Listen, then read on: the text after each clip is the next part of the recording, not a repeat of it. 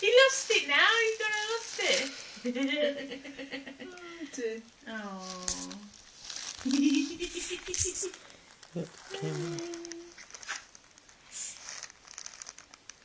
No, he's like, it must be a special day. Bless him. Yeah, there's lots of like cinemas here as well. It's a very cultural city, isn't it? Oh yeah, yeah, it's steeped in history. Exactly, yes. Because I was watching this programme and it was to do with the signing of the Magna Carta. Oh yeah, I think. yeah. And it was also about is it